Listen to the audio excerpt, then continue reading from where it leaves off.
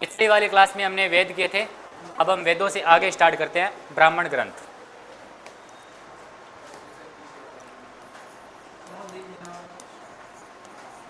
English में भी ब्राह्मण ही लिखते हैं, ब्राह्मण ग्रंथ। ब्राह्मण ग्रंथ क्या थे?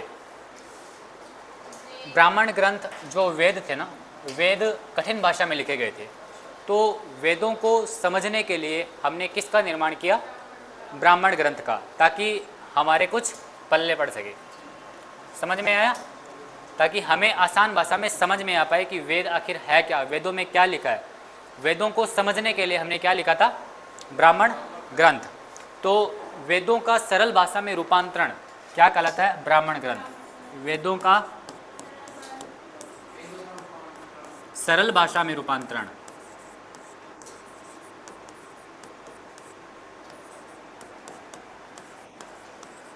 सरल भाषा में रूपांतरण क्या कहलाता है? ब्राह्मण ग्रंथ। इनको वेदों की टीका भी कहते हैं। क्या कहते हैं? वेदों की टीका।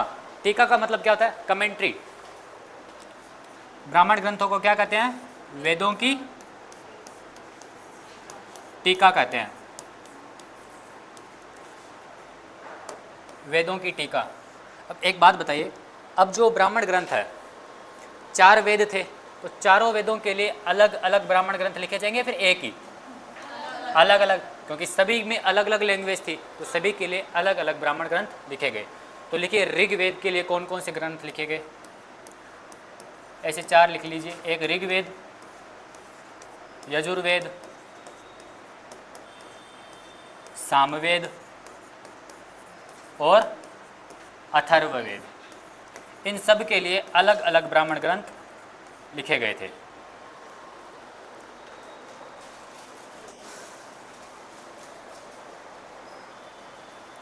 जो ऋग्वेद था, ऋग्वेद के लिए जो ब्राह्मण ग्रंथ लिखे गए थे, ऋग्वेद का मतलब यहाँ पे ऋग्वेद नहीं है, ऋग्वेद का ब्राह्मण ग्रंथ, ऋग्वेद का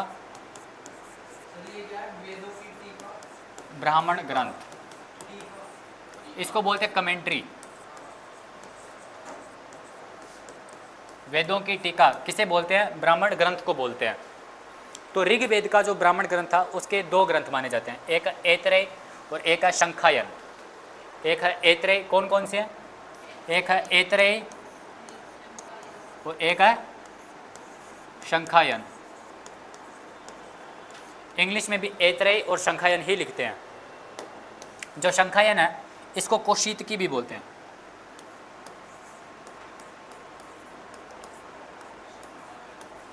कौशितकी, कहीं पर आपको कौशितकी नाम दिखाई देगा तो कहीं पर कौशुतकी, आप कौशितकी लिख लीजिए।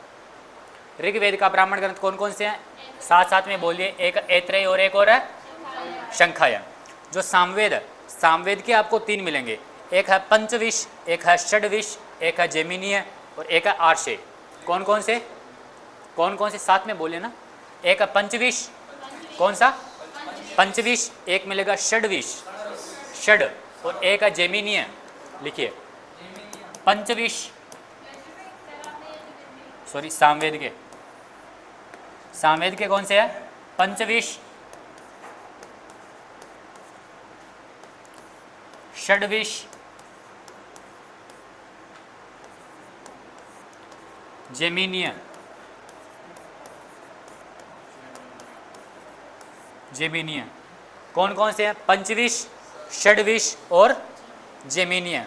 जो यजुर्वेद है, यजुर्वेद में आपने क्या पढ़ा था? इसकी 2 शाखाएं थी, एक थी कृष्ण शाखा और एक थी शुक्ल शाखा, जिसके लिए हमने बात की थी कि जैसे कि हमारा हिंदी कैलेंडर है वो 2 भागों में बंटा है, एक शुक्ल पक्ष और एक कृष्ण पक्ष।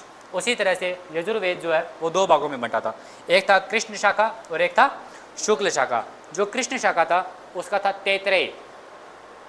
कृष्ण शाखा का ब्राह्मण ग्रंथ था वो कौन सा है? तैत्रेय। तैत्रेय कौन सा है? तैत्रेय। और जो शुक्ल शाखा है उसका है शतपथ। उसका कौन सा है? शतपथ। शुक्ल शाखा का कौन सा है? शतपथ ब्राह्मण। तो शतपथ ब्राह्मण ग्रंथ किस वेद का है? यजुर्वेद का। अब एक बात याद रखना, जो शतपथ ब्राह्मण है इसमें 100 धार्मिक मार्गों के बारे में बताया गया है। कितने धार्मिक मार्गों के बारे में? 100 धार्मिक मार्गों के बारे में कौन से ग्रंथ में बताया गया है? शतपथ ब्राह्मण ग्रंथ।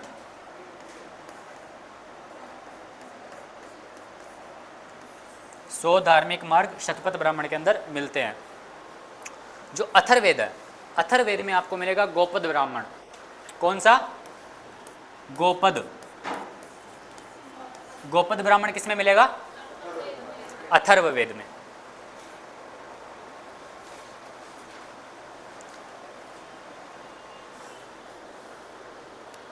इतना हो गया।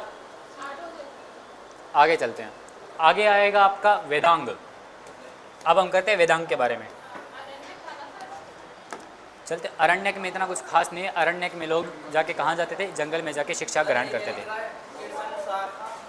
कृष्ण शाखा, और कृष्ण शाखा का जो ग्रंथ है ब्राह्मण ग्रंथ उसका नाम है तैत्रेय, और जो शुक्ल शाखा है उसका जो ग्रंथ है वो है शतपथ ब्राह्मण।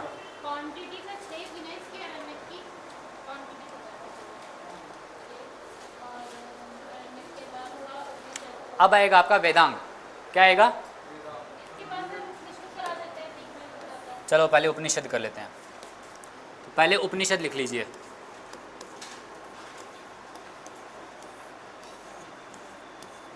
उपनिषद को इंग्लिश में क्या बोलते हैं? उपनिषद। सीधी सी बात है।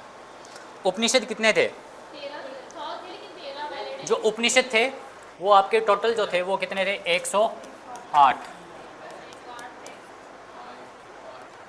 108। लेकिन जो मेन उपनिषद थे, मेन, वो कितने थे? 13।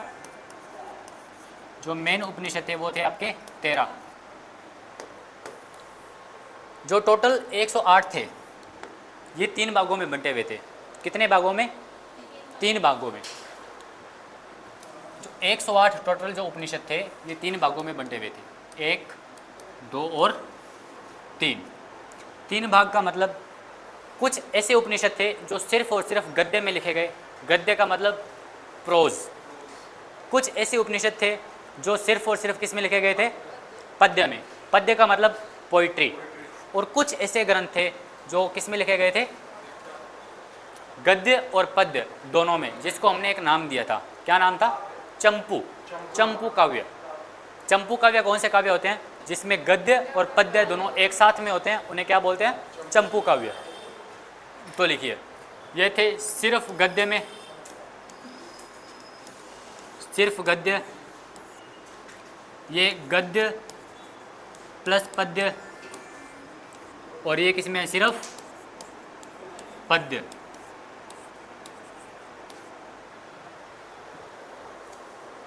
जो सिर्फ गद्य थे, गद्य वाले कितने थे? ये जो थे टोटल 4 थे, और ये थे 2। तो ये कितने होंगे? 102। क्योंकि टोटल 108 थे। टोटल उपनिषद कितने थे? 108। 108 में से सिर्फ गद्य, गद्य को क्या बोलते हैं? प्रोज। ये सिर्फ और सिर्फ प्रोज में लिखे गए थे। जैसे कि कहानियाँ वगैरह होती है ना, वो होती है गद्य, है ना। ये थे गद्य और पद्य, जिसमें कहानियाँ और पोइट्री दोनों एक साथ आ रखे हैं, जिसका नाम, दूसरा नाम क्या है? चंपू काव्य। चंपू काव्य, इंग्लिश में भी चंपू ही बोलते हैं। तो वो कितने थे? 2। और जो सिर्फ पद्य यानी कि सिर्फ पोइट्री में, पोइट्री में कितने थे? 102।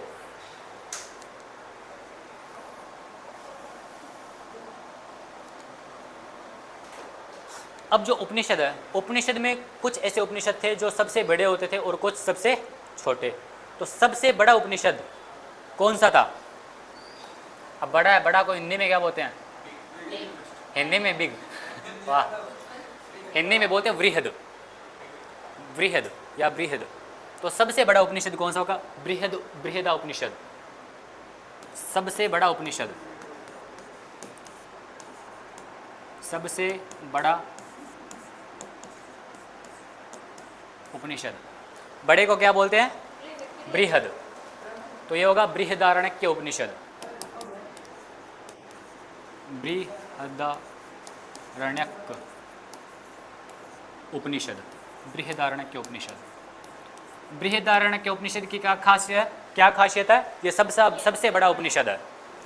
अब जो बृहदारण्यक उपनिषद है, इसमें कुछ लोगों ने जो कुछ बात की थी उसके बारे में वर्णन मिलता है। तो वो दो लोग थे, वो कौन थे? याज्ञवल्क्य। याज्ञवल्क्य, जो याज्ञवल्क्य थे उस टाइम के एक बहुत शानदार विद्वान थे। याज्ञवल्क्य कौन थे? उस टाइम के अपने आप में एक बहुत बड़े विद्वान थे। इनको पूरे भारतवर्ष में कोई भी ऐसा नहीं था जो इनको नॉलेज के अंदर हरा सके। शास्त्रार्थ में याज्ञवल्क्य एक व्यक्ति थे, ठीक है। तो याज्ञवल्क्य एक ऐसे व्यक्ति थे जो उस टाइम में अपने आप में एक बहुत विद्वान व्यक्ति थे।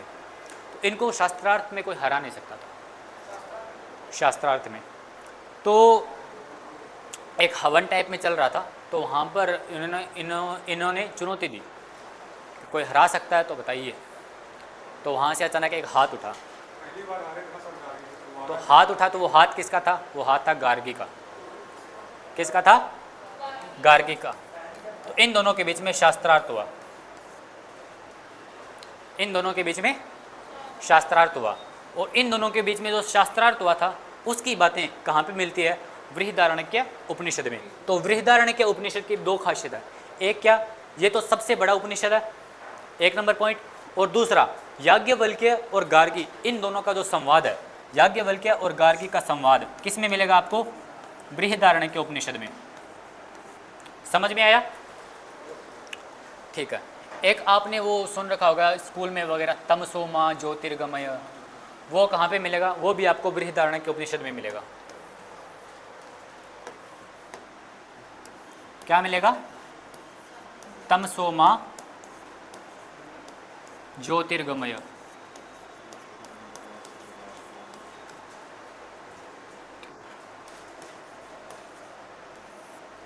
अच्छा चलो, हिंदी का वापस एक छोटा सा क्वेश्चन बता दो, ये र यहाँ आएगा या फिर यहाँ आएगा?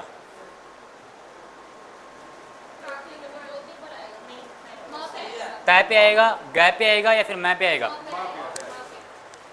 मैं पे आएगा। चलो ठीक है। फिर ये बताओ, ये क्या लिखा है? कर्ण। क्या लिखा है? कर्ण। ये क्या लिखा है? मर्म।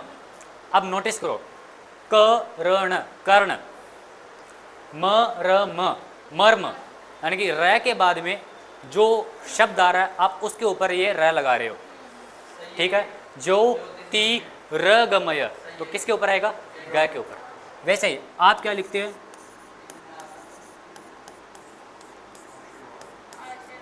आशीर्वाद। गलत, ये आशीर्वाद नहीं है, ये आशीर्वाद है। आशीर्वाद सही में कैसे लिखा जाता है?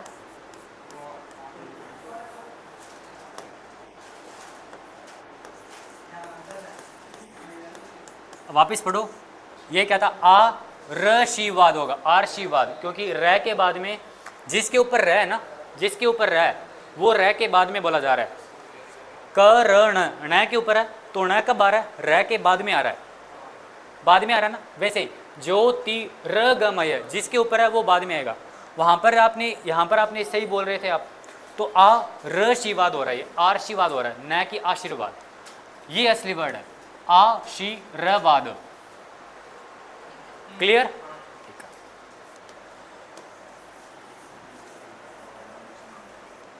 तो तमसो मां ज्योतिर्गमय आपको किस में मिलेगा? बृहदारण्यक उपनिषद में। इसमें आपको एक शब्द भी मिलता है जो आप हमेशा यूज़ भी करते हैं मोस्टली, और उसी का एक महीना चल रहा है, सावन का महीना। तो इसमें ज़्यादा कौन से भगवान का यूज़ करते हैं? शिव जी। कौन सा वर्ड होता है, कौन सा वर्ड यूज़ होता है? ओम नमः शिवाय। तो ओम शब्द कहाँ मिलेगा आपको? ओम शब्द आपको कहाँ मिलेगा? बृहदारण्यक उपनिषद में। कहाँ मिलेगा? बृहदारण्यक उपनिषद।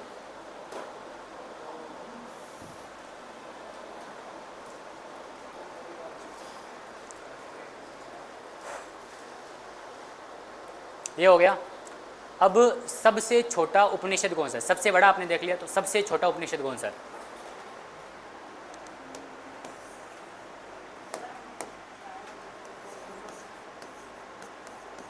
सबसे छोटा उपनिषद, पहले बात तो उपनिषद क्या होता है? उपनिषद क्या होता है? उपनिषद में आपको क्या मिलेगा? उपनिषद में गुरु और शिष्य, इन दोनों के बीच में जो संवाद होता है, जैसे कि मैं और आप जो भी बात कर रहे हैं, हम दोनों के बीच में जो भी डायलॉग हो रहा है वो कहाँ पे मिलेगा? उपनिषद में। तो उपनिषद क्या होता है? आ निकट, मेरे पास आ, जो भी डाउट है वो पूछ। हम दोनों के बीच में जो भी संवाद होगा वो कहाँ पे मिलेगा? उपनिषद में। तो सबसे बड़ा उपनिषद आपने कौन सा पढ़ा? बृहदारण्यक उपनिषद। इसके अंदर आपने क्या क्या देखा? एक तो देखा याज्ञवल्क्य और गार्गी का संवाद, और क्या देखा आपने? इसमें आपने देखा तमसो माँ ज्योतिर्गमय। एक आपने इसमें और क्या देखा? ओम शब्द की उत्पत्ति भी यहीं से मिलती है। सबसे छोटा उपनिषद कौन सा है? वो है मांडुक्य उपनिषद।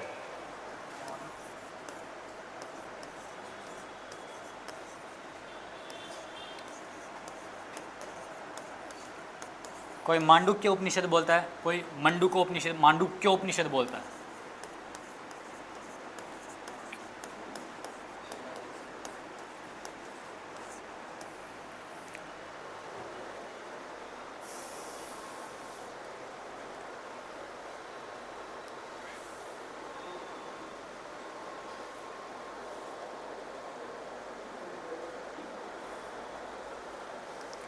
इतना हो गया। अब एक चीज़ देखना, एक यहाँ पर कुछ लोगों, कई जगह पे डाउट आता है, कई बुक्स में देखोगे, नेट पर देखोगे, तो यहाँ पर कोई एक होता है मांडुक्य उपनिषद और एक होता है मंडूक उपनिषद। कोई इसको मांडुक्य उपनिषद बोलता है, कोई इसी को मांडुक्य उपनिषद बोलता है, और कोई इसको मंडूक उपनिषद बोलता है। ठीक है, तो एक वर्ड दे रखा है जो हमारे भारत सरकार का लोगो में भी आपने देखा है, सत्यमेव जयते। सत्यमेव जयते, जो सत्यमेव जयते है, सत्यमेव जयते वो कहाँ पे दिया गया है? मांडुक्य उपनिषद में। कहाँ पे दे रखा है? मांडुक्य उपनिषद में। मगर कुछ लोगों का मानना है कि मांडुक्य उपनिषद और मंडूक उपनिषद ये दोनों अलग अलग है। क्या है? अलग अलग है। मगर ज़्यादातर किताबों में आप देखोगे तो वहाँ पर ये और ये एक ही बात है, ये और ये एक ही है, अलग अलग नहीं है। और कुछ जगह पर ये और ये अलग अलग दिखाई देगा। ठीक है, तो सबसे छोटा उपनिषद कौन सा है? मांडुक्य उपनिषद। और इसी में क्या दे रखा है? सत्यमेव जयते, जो हमारे भारत सरकार का लोगों में यूज भी होता है। जो पुराना जो वैदिक जो पीरियड था, हमारे उपनिषद हो गए हैं एक बार के लिए। एक बार इसको बंद कर दीजिए। अब देखो, हमारे यहाँ पे टोटल विवाह के कितने प्रकार दे रखे हैं? 8। विवाह कितने प्रकार के होते हैं? 8 प्रकार के। तो कहीं कभी भी पूछा जाए कि विवाह जो होते हैं वो कितने प्रकार के होते हैं? 8 प्रकार के। कौन कौन से होते हैं आप छोड़ दीजिए, इतना याद रखना कि विवाह के कितने प्रकार दे रखे हैं? 8 प्रकार दे रखे हैं। एक होता है छांदोग्य, और जो संस्कार है, टोटल संस्कार कितने हैं? 16 संस्कार। संस्कार कितने होते हैं हमारे? 16 संस्कार। उसी तरह से एक उपनिषद है छांदोग्य उपनिषद। कौन सा? छांदोग्य उपनिषद। जो छांदोग्य उपनिषद है उसमें आश्रम दे रखे हैं, और आश्रम कितने हैं? 3। छांदोग्य उपनिषद में कितने आश्रम दे रखे हैं? 3 आश्रम। जो प्रथम 3 आश्रम है, प्रथम 3 आश्रम किस में मिलेंगे आपको? छांदोग्य उपनिषद में। मगर आश्रम होते कितने हैं? 4 प्रकार के। ध्यान रखना, आश्रम कितने प्रकार के होते हैं? 4 प्रकार के। और छांदोग्य उपनिषद में कितने दे रखे हैं? 3। आश्रम कितने प्रकार के होते हैं? 4 प्रकार के। कौन कौन से? आश्रम के कितने प्रकार है? 4। कौन कौन से हैं? पहला जो है वो है ब्रह्मचर्य, कौन सा है? ब्रह्मचर्य, जैसे कि हनुमान जी, ब्रह्मचर्य। फिर कौन सा आता है? गृहस्थ। फिर कौन सा आता है? वानप्रस्थ। और फिर कौन सा आता है? सन्यास। सन्यास।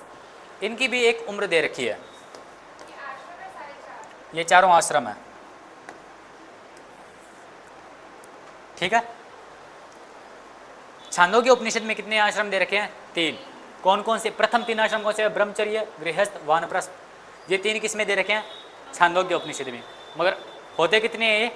4। कौन कौन से? ब्रह्मचर्य, साथ में बोले, ब्रह्मचर्य, गृहस्थ, वानप्रस्थ और सन्यास। ब्रह्मचर्य है, इसकी उम्र कितनी होती है? 0 से 25 साल। माना जाता है उस टाइम तक जो लोग होते थे वो लगभग 100 साल तक जीते थे। तो ये लगभग 25-25 में डिवाइड है। 25 से लेकर ये कितना होगा? 50 साल। ये 50 से 75 साल और ये 75 से 100 साल। इस रूप में ये डिवाइड है। लेकिन देखिए, छांदोग्य उपनिषद, इसमें प्रथम 3 आश्रम दे रखे हैं, लेकिन चारों आश्रम का वर्णन कहाँ पे मिलता है? जो चारों आश्रम का वर्णन जो मिलता है वो हमें मिलता है ज्वालोपनिषद। ज्वालोपनिषद। ज्वालोपनिषद में आपको चारों के चारों आश्रम का वर्णन दिखाई देगा। कोई ज्वालोपनिषद भी मानता है, और एक होता है पुरुषाशुक्त। पुरुषाशुक्त में भी आपको चारों आश्रम के बारे में वर्णन मिलता है, और पुरुषाशुक्त जो है वो ऋग्वेद का भाग है। लेकिन आप ज्वालोपनिषद कर लीजिए। अब ये ब्रह्मचर्य, गृहस्थ, वानप्रस्थ और संन्यास होता क्या, एक बार थोड़ा सा इसको भी देख लेते हैं। ब्रह्मचर्य मतलब,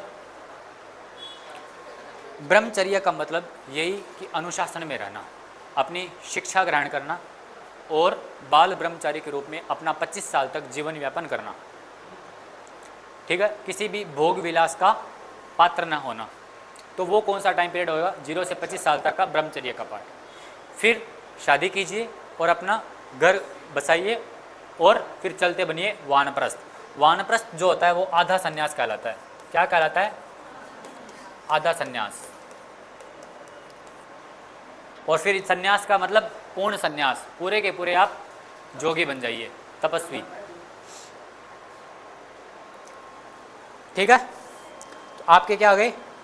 वेद हो गए, ब्राह्मण हो गए, उपनिषद हो गए। अब क्या करेंगे हम? वेदांग। पुरुषाशुक्त मंत्र जो ऋग्वेद का भाग है, उसमें भी आपको इसके बारे में वर्णन मिलता है। पुरुषा, मैं लिख देता हूँ, पुरुषासुक्त। पुरुषासुक्त में आपको 4 आश्रम के बारे में भी वर्णन मिलता है। पुरुषासुक्त में भी मिलता है और ज्वालोपनिषद, इन दोनों में आपको वर्णन मिलेगा। किसका? 4 आश्रम का। 4 आश्रम के वर्णन एक तो ज्वालोपनिषद में मिलते हैं और एक पुरुषासुक्त में मिलते हैं। और पुरुषासुक्त जो है वो ऋग्वेद का भाग है, ऋग्वेद का 10वां मंडल।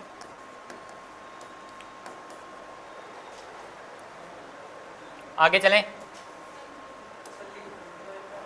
लिखो।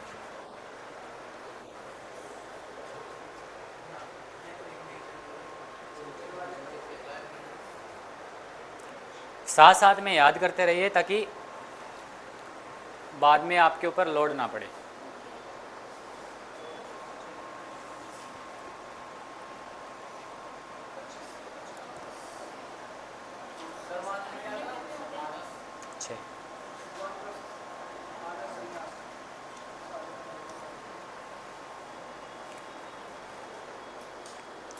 चलें आगे।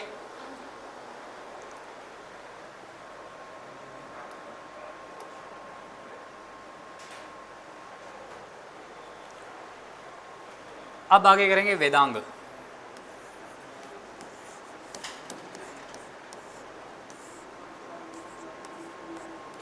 वेदांग के बारे में ये माना जाता है कि जो वेदांग है इनकी रचना देवताओं ने नहीं की।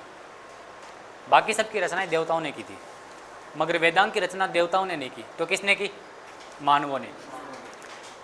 तो वेदांग की रचना, इनकी रचना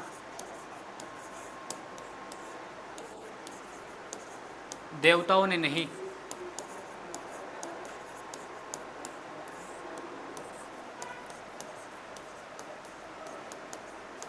मानवों ने की है।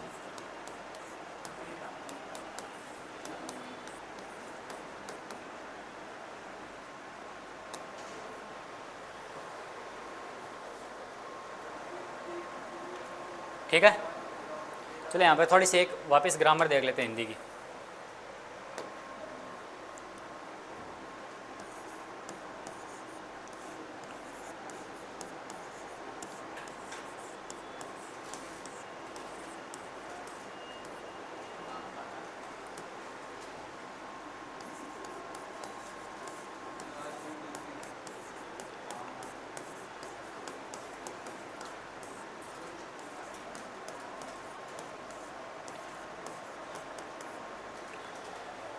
कहाँ पर मिस्टेक है?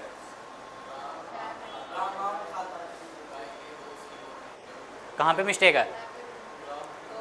ये या ये नीचे वाले में? यहाँ पर बिंदी नहीं आएगी। अच्छा, यहाँ से भी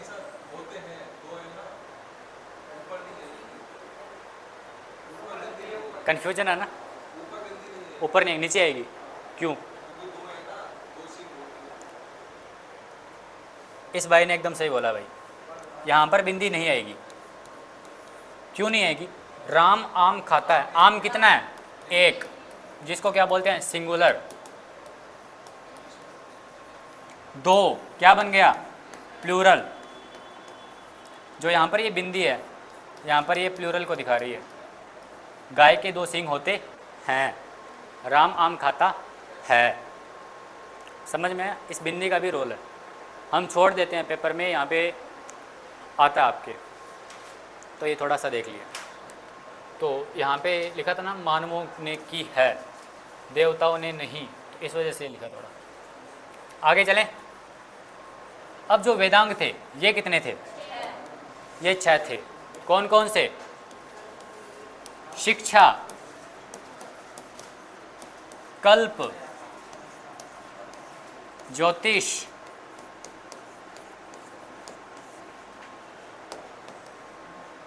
व्याकरण, निरुक्त और छंद। कितने होते हैं? शिक्षा, कल्प, ज्योतिष, व्याकरण, निरुक्त और छंद। अब इनमें क्या दे रखा था? इसका मतलब इनमें ये दे रखा था कि आप जो शिक्षा ग्रहण कर रहे हैं, जैसे कि शिक्षा है, शिक्षा में उच्चारण या फिर पढ़ना, कि आपको जो शब्द दे रखे हैं उनको पढ़ना कैसे है। शिक्षा में क्या दे रखा था? उच्चारण, या फिर जो आप पढ़ते हैं उसको पढ़ना कैसे है। जैसे कि सपोज कीजिए, वो मंत्र तो सुन रखा ही होगा, शिव जी वाला, जिसकी रचना रावण ने की थी। कौन सा है? जटाकटाह संभ्रम भ्रमंद्रिलिंप निर्झरी विलोलवि चिवल्लरी विराजमान मूर्धनि धगत धगत धगत ज्वलल लाटपट्ट पावके। एक ये वाला। और दूसरा स्टार्टिंग कहाँ से होते हैं?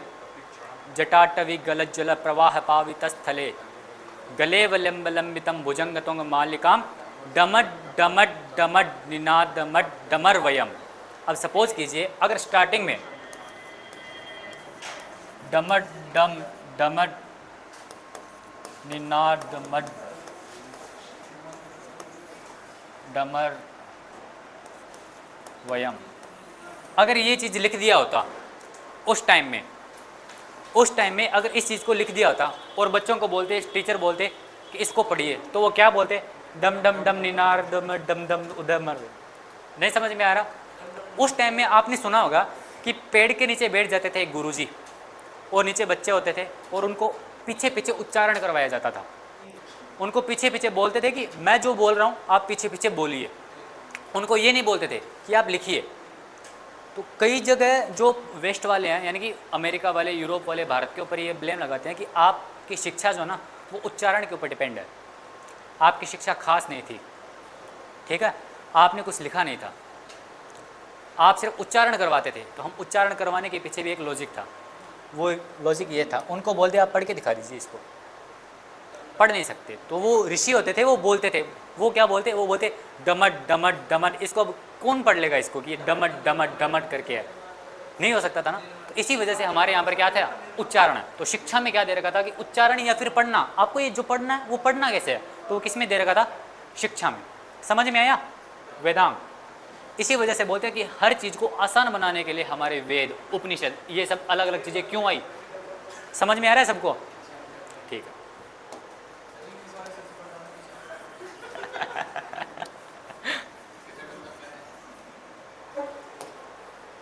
फिर आता कल्प। कल्प को इंग्लिश में क्या बोलते हैं, कल्प ही बोलते हैं।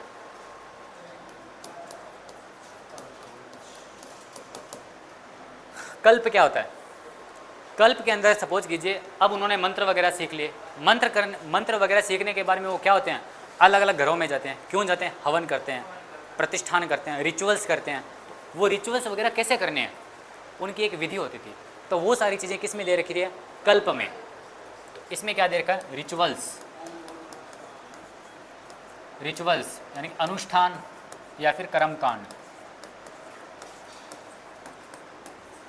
कर्मकांड, ये सब किस में दे रखा है, कल्प में।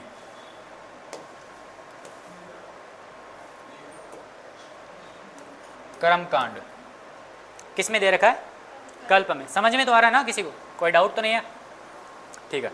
कल्प के बारे में क्या था, ज्योतिष। ज्योतिष को क्या बोलते हैं, एस्ट्रोलॉजी। जो ज्योतिष करता है वो होता है एस्ट्रोलॉजर। और इसको क्या बोलेंगे, जो ज्योतिष, जो विज्ञान है उसको बोलेंगे एस्ट्रोलॉजी। जो ज्योतिष करने वाला तो उसको बोलते हैं एस्ट्रोलॉजी, एस्ट्रोलॉजर। वाह अच्छा स्पेलिंग बताओ। ए नहीं, आप बोलिए क्या है, GRAMMER, गलत AR होगा, एनडीए के पेपर में आ रखा है, ये आ रहेगा ना। तो ये मैं आपको बीच बीच में जो शब्द बता रहा हूँ ना, ये ऐसे नहीं बता रहा हूँ, आपके पेपर में आते हैं, ये AR होगा। इसको क्या बोलेंगे, ग्रामर, व्याकरण। तो एस्ट्रोलॉजी में क्या आएगा, ये तो आपको पता लग ही गया होगा कि हमारे जो ग्रह नक्षत्र वगैरह वो किस तरह से होंगे। हमने कल पिछली वाली जो क्लास है उसमें हमने होरा की बात की थी। होरा क्या होता है, हमारे जो ग्रह है वो उसी सीक्वेंस में क्यों है, सोमवार के बाद में मंगलवार ही क्यों होता है, रविवार के बाद में सोमवार ही क्यों होता है। तो उन सब के बारे में जो होरा वगैरह, उन सब के बारे में इसी में दिया गया है। और इसी वजह से हमारा वो वहाँ से वो मंत्र भी बना था, कौन सा वाला, ब्रह्मा मुरारी त्रिपुरंतकारी। हमारे घर में हमेशा ये मंत्र बोला भी जाता है। तो इसमें लास्ट में क्या बोला गया है, हम ये मानते हैं ना कि हमारे ग्रह नक्षत्र सही नहीं चल रहे, हमारे ऊपर शनि का प्रकोप है। तो शनि वगैरह ये सब क्या है, ये सब हमारे ग्रह है।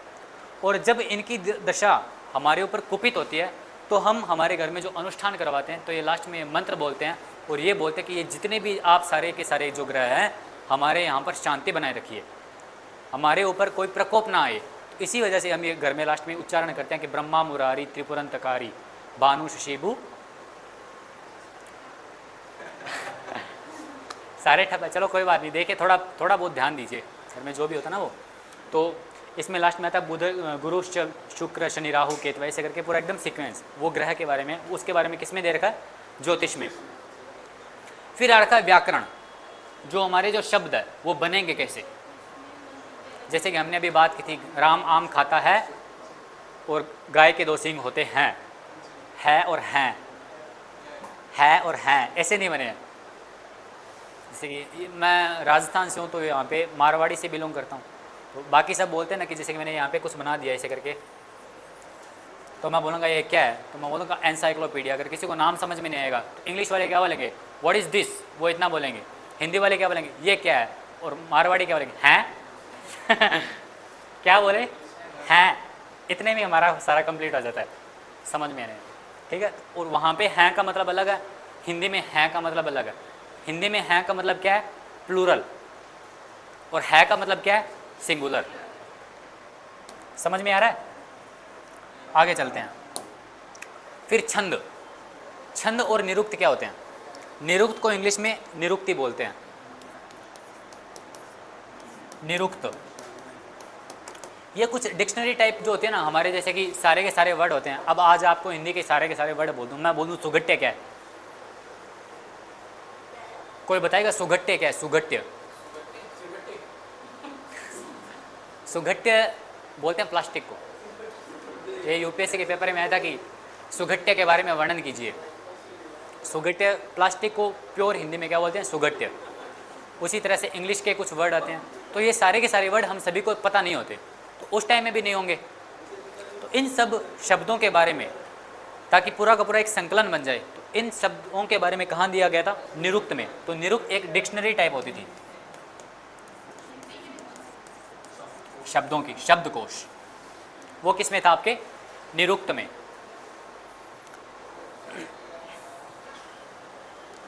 फिर यहां पे दे रखा है छंद। छंद क्या होते हैं? छंद, छंद जैसे कि हम जो बिल्कुल हिंदी में होते हैं, जैसे कि हमारी जो मात्राएं होती है, मात्रा, सोरठा, दोहा, छंद, ये अलग अलग चीज़ें। सोरठा, दोहा, छंद। जैसे कि आप जय हनुमान ज्ञान गुण सागर, जय कपीस तिहु लोक उजागर, ये क्या है? ये छंद है। जब आप लास्ट में पढ़ोगे, कौन सी लाइन है? पवन तनय संकट हरणम मंगल मूर्ति रूप राम लखन सीता सहित हृदय बसऊं सुरभूप। ये क्या है? ये आपका दोहा है। ये क्या है? दोहा। वो दे रखा है दोहा, ठीक है। और जो जय हनुमान ज्ञान गुण सागर, जय कपीस तिहु लोक उजागर, वो क्या आपका? छंद। जो छंद होता है उसमें आप सही से देखना, नोटिस करना, ये हम साहित्य की बात कर रहे हैं, ये नहीं है कि आप हनुमान चालीसा कर रहे हैं, वो अलग चीज़ है। ये लिटरेचर की बात कर रहे हैं, तो हम बात कर रहे हैं, ठीक है। जब आप देखोगे कि जय हनुमान ज्ञान गुण सागर, ज्ञान गुण सागर, ठीक है। फिर आता है जय हनुमान ज्ञान गुण सागर, जय कपीस तिहु लोक उजागर, जय कपीस तिहु।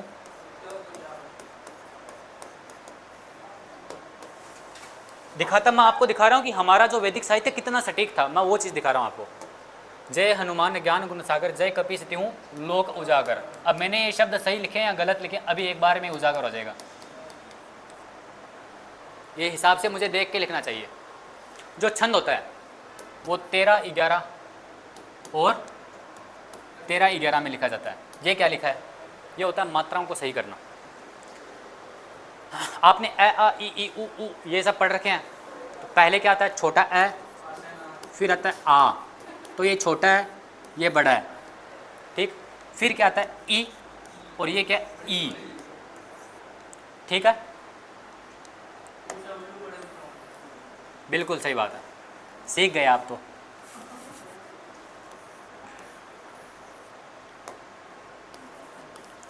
अब नोटिस कीजिए, मैंने देखो ए को राउंड नहीं किया, आ को राउंड किया, ई को राउंड नहीं किया, ई को राउंड किया, ठीक। इसका मतलब हम 2 काउंट करेंगे, इसका मतलब हम 2 काउंट करेंगे, इसका कितना काउंट करेंगे? 1, और इसको भी कितना काउंट करेंगे? 1, ठीक है। जय लिखा है तो इसमें जय आई आ रहा है सिर्फ, य आई आ रहा है सिर्फ, यानी तो ये कितने हो गई मात्रा? इसमें 2 मात्राएं हो गई है, 1 नू। अब ऊ है वो छोटा है, ऊ छोटे में 1 काउंट होगा, और जो बड़ा ऊ है उसकी कितने काउंट होगी? 2। तो ये लघु ऊ है, ऊ में, हनु में, तो इसमें भी 1, इसमें भी 1, माँ, एक अ एक आ है, तो इसमें कितने काउंट होंगे? 2। न अ तो कितने काउंट होंगे? 1, या 2, न 1, ऊ 1, न 1, सा 2, ग 1, र 1। अब काउंट करते हैं, 2 3 4 2 6 1 7 2 9 10। 1 मिनट रुको, अब मुझे काउंट करना पड़ेगा। देखो अब ये मैंने बोला था ना, मेरे कुछ ना कुछ गलती है, तो इसको एक बार देख के लिखते हैं, देख के लिखते हैं, ठीक है। ये 13 होना चाहिए, जय हनुमान ज्ञान गुण सागर, ऐसे करके टोटल 13 होने चाहिए, ये तो ही सही आएगा। इसको काउंट करना आप, 13 आएगा। अगर उसके ऊपर देखो छंद लिखा हुआ है,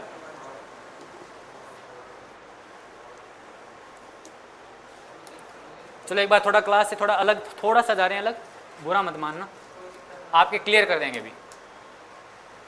देखो हमारी जो भी क्लास होती है ना पूरी एकदम सीक्वेंस में होती है।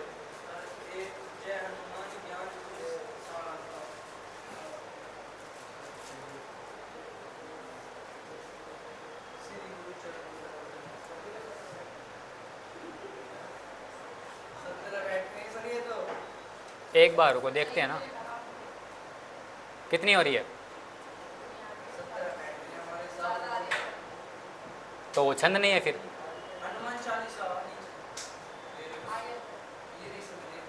तो वो छंद नहीं है, तो वो किसी और चीज़ में जाएगा। अब काउंट का बोला तो काउंट तो करवानी पड़ेगी, वरना आप तो क्वेश्चन मार्क उठा दोगे सर, आप तो गलत पढ़ा रहे हो, है ना। तो पहली बात ये मतलब छंद है ही नहीं, तो ये क्या आएगी, चौपाई आएगी। तो ये दो है, इसको पढ़ते हैं। इन सब की अलग अलग मात्राएं हैं। जो आपने 17 पढ़ी है तो वो चौपाई की मात्राएं हैं। 17 16 करके ऐसी कुछ होती है, पूरी याद नहीं है मुझे। दोहा की शायद वो दोहा क्यों नहीं चाहिए, एक बार दोहा काउंट करके देखते हैं। सबकी अलग अलग मात्राएं होती थी। श्री की कितनी काउंट कर ले, 2 काउंट कर ले, 2। ऊ की 2 2 2 और 1 3, 3 और 2 5, 5 और 3 8, 8 9 2 11 9 10 11, ये कितनी जा रही है वापस देखो। चलो इसकी करते हैं, ये 11 हो रही है, ये काउंट करते हैं। 1 2 3 4 5 6 7 8 9 10 11 12 13, इसकी देखो कितनी आ रही है, 13 आ रही है। आप छंद देखना, काउंट करोगे तो मात्राएं 13 आएगी। 13 और 11 के अनुपात में ऐसे मात्राएं होती ना, इनको काउंट करके करते थे तो वो कितनी होती थी, 13 और 11, ये छंद में आता था। ठीक है,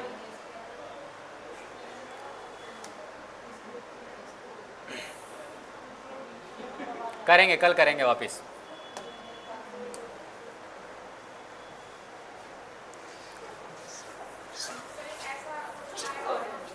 क्या आपको मात्राएं काउंट ये हिंदी में आपका आएगा।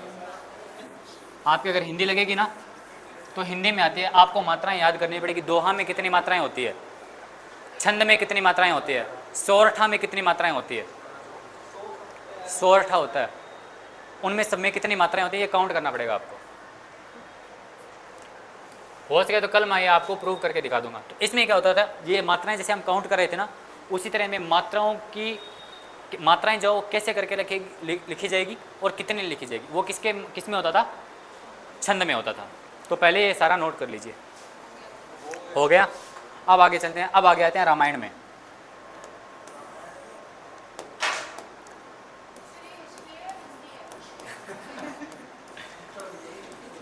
ये आपकी हिस्ट्री चल रही है और वैदिक साहित्य चल रहा है।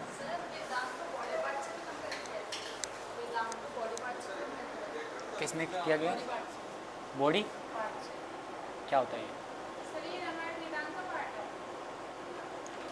वेदांत कंप्लीट हो गया। अब आगे आ रहे हैं।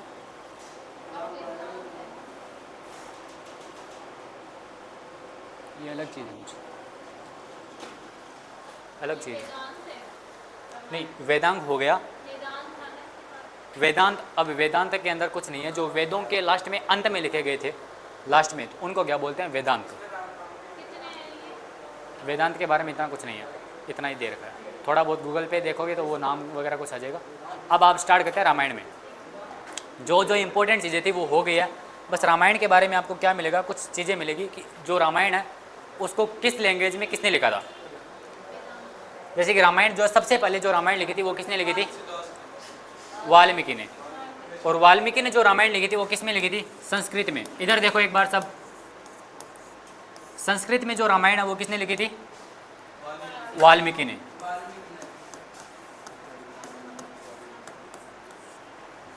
फिर किस में लिखी थी, अवधी में। अवधी में किसने लिखी थी, तुलसीदास ने।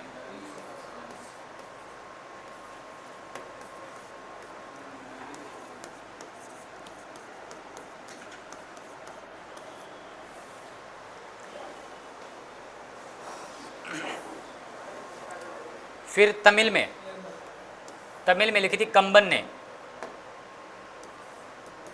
तमिल में रामायण को किसने लिखा था,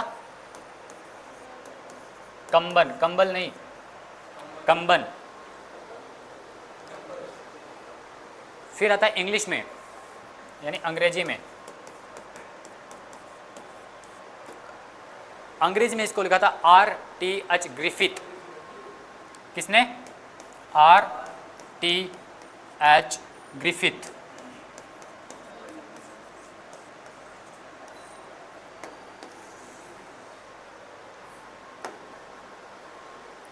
तेलुगु में लिखा था भास्कर ने।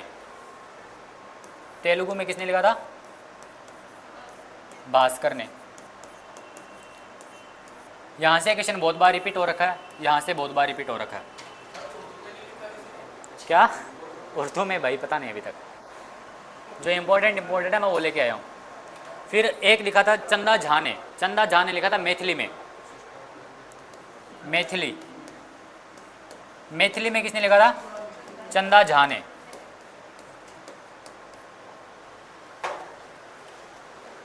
इतना पाठ समझ में आया? अब रामायण को संस्कृत में वाल्मीकि ने लिखा था, अवधी में तुलसीदास ने लिखा था। बस हुआ क्या? हुआ ये, जैसे जैसे टाइम बढ़ता है ना, वो आपने गेम देखा किसी ने कि मतलब एक पूरी लाइन लगा देते हैं, फिर इशारा करके कुछ चीज़ बताते हैं, और जो लास्ट वाला पर्सन तक वो इशारा पहुंचता है तो कुछ और ही हो जाता है, या फिर दम जो भी होते हैं वो गेम, तो या फिर पहले वाले इंसान के बारे में, पहले वाले इंसान के कान में हम जो भी बात करते हैं तो लास्ट वाले इंसान तक पहुँचते पहुँचते वो बात कुछ अलग ही हो जाती है, सेम बात नहीं रहती।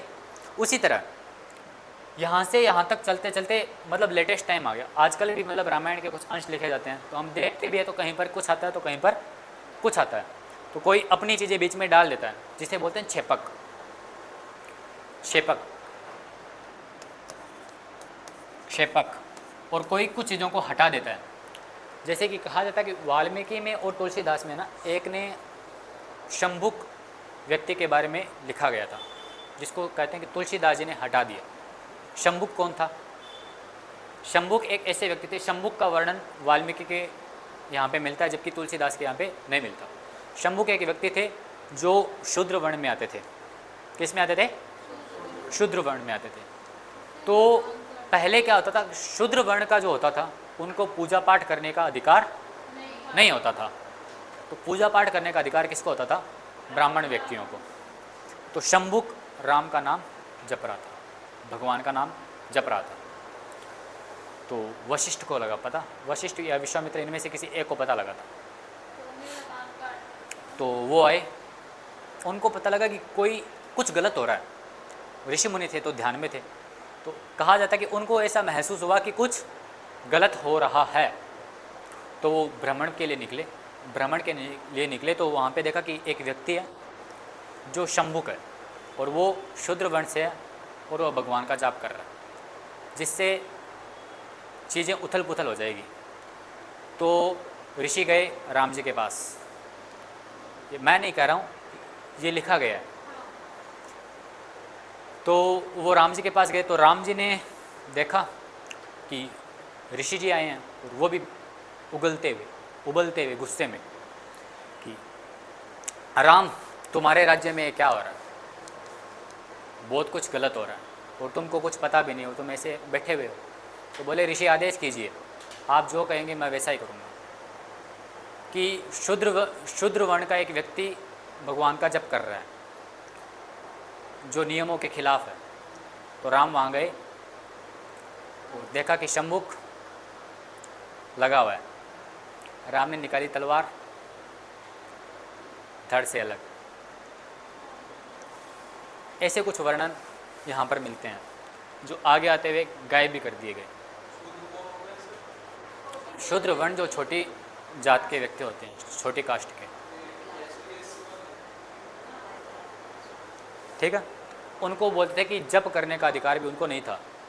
ये सब वर्णन मिलते, तो ये सब रामायण में थे। तो देखो, एक होती है रामायण, एक होती है रामचरितमानस। जो तुलसीदास ने लिखी थी ना वो थी रामचरितमानस, ठीक है। अब बात करते हैं महाभारत की। बस एक चीज़ और लिख लीजिए, जो बाल रामायण है वो बाल रामायण किसने लिखी थी? भवभूति ने। किसने लिखी थी? भवभूति ने। बाल रामायण किसने लिखी थी? भवभूति ने। कहानियां आपको सुनाओ तो एकदम गौर से सुन रहे थे सारे, है ना?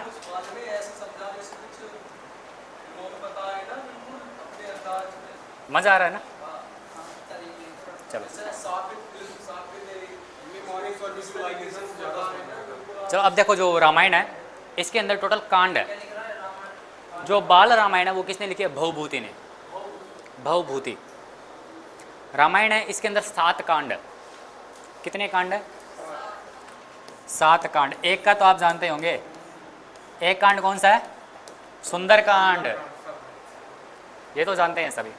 जो 7 कांड है उनमें से पहला कांड है वो है बाल कांड। बाल कांड में क्या मिलेगा आपको? जब राम जी जब जन्मे थे, जो बच्चे थे, तो वो मिलेगा। फिर आपको मिलेगा अयोध्या कांड। कौन सा मिलेगा? अयोध्या कांड। लिख लीजिए, ये आता है। पहला कौन सा है? बाल कांड।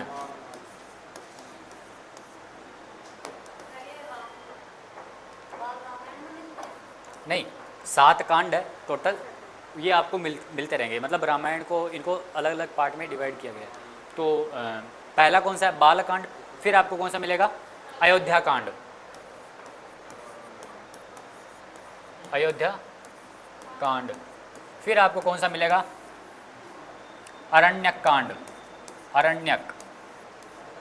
अरण्यक का मतलब जंगल। फिर आपको मिलेगा किष्किंधा कांड।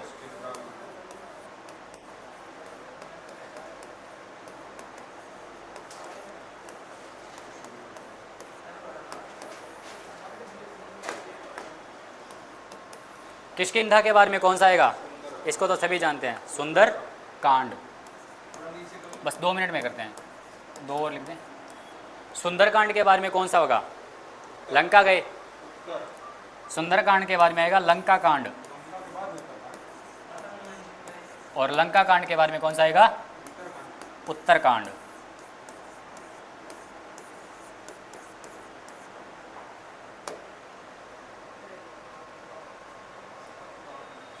ठीक है। अब देखो, बाल कांड में सबको पता है, अयोध्या कांड में ये भी सबको पता है। दरण्यक कांड, अरण्यक कांड। अरण्यक कांड में जब राम जी को वनवास मिला तो वो कहाँ पे गए? अरण्यक कांड। आपने सुन भी रखा है दंडकारण्य का पठार। दंडकारण्य पर्वत कहाँ पे है? छत्तीसगढ़। जो दंडकारण्य का नाम ही क्यों पड़ा दंडकारण्य? क्योंकि वहाँ पर राम जी को दंड के रूप में भेजा गया था।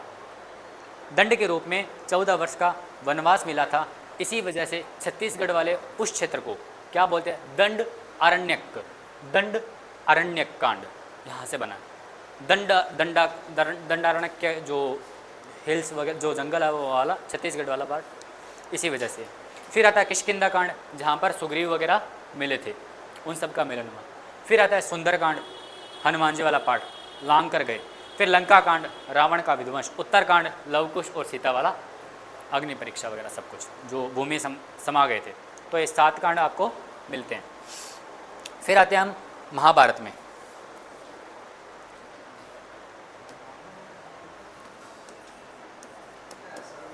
नोट हो गया था ना वो? नहीं हुआ? करो, नोट करो।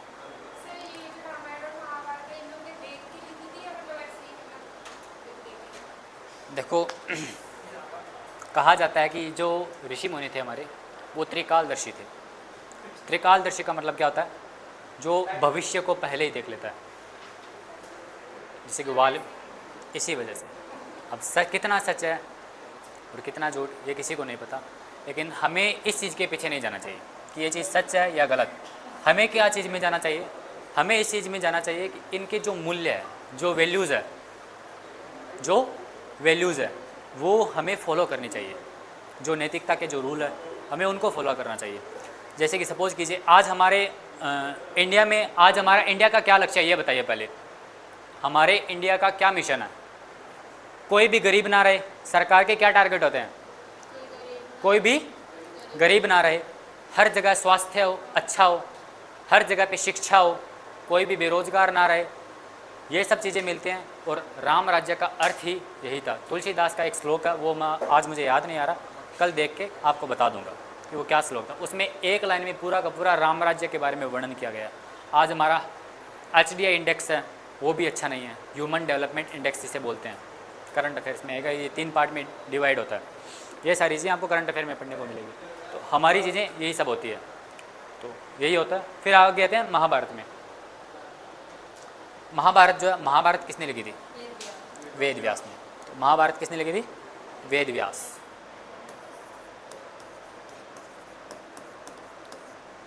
महाभारत को इंग्लिश में लिखने वाले कौन थे? किसारी मोहन गांगुली। इंग्लिश में किसने लिखा था? किसारी कोई किशोरी मोहन गांगुली। किशोरी मोहन गांगुली। फिर आते तमिल। तमिल में रामानुजाचार्य।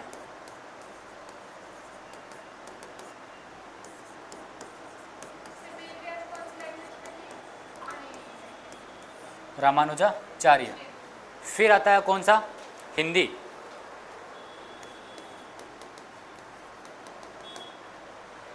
हिंदी में किसने लिखी थी, कोई बताएगा?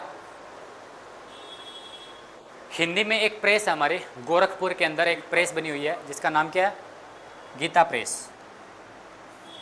गीता गोरखपुर प्रेस। गीता गोरखपुर प्रेस, ये ना गीता प्रेस बोलते हैं इसे, गोरखपुर में है गीता प्रेस।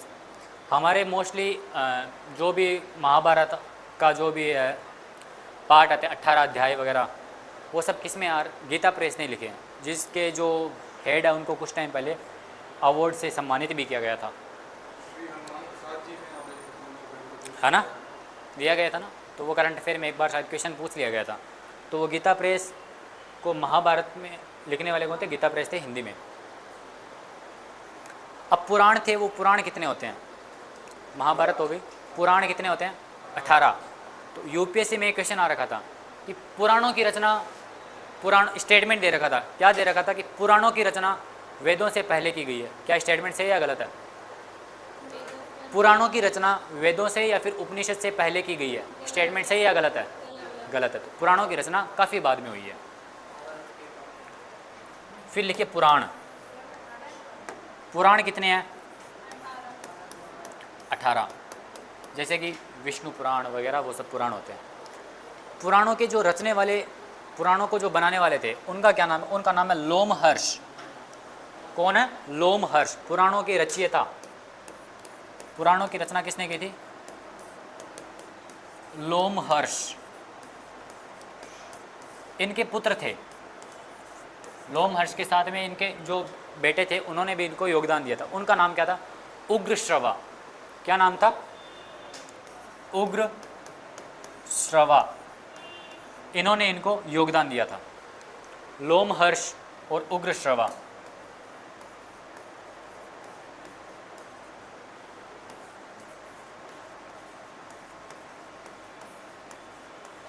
उग्रश्रवा।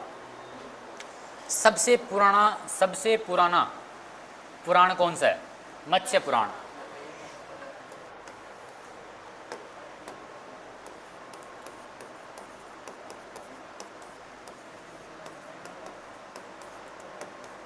अच्छा, ये बताएगा कोई कि हमारे विष्णु जी ने कितने अवतार लिए थे?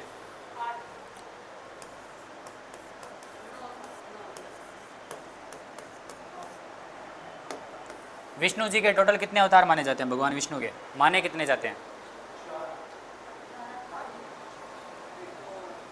विष्णु जी के 10 अवतार माने जाते हैं। दशावतार नाम भी बोलते हैं ना, 10 अवतार माने जाते हैं। तो विष्णु के 10 अवतार के बारे में लिख लीजिए। एक बार पेपर में आ रखा कि विष्णु के 5वें अवतार का नाम क्या था?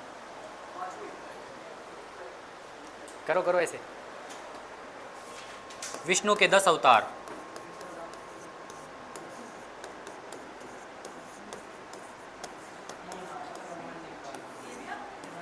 बिल्कुल, पेपर में आ रखा है कि एक बार ये क्वेश्चन आ रखा था कि विष्णु के 5वें अवतार का नाम क्या है।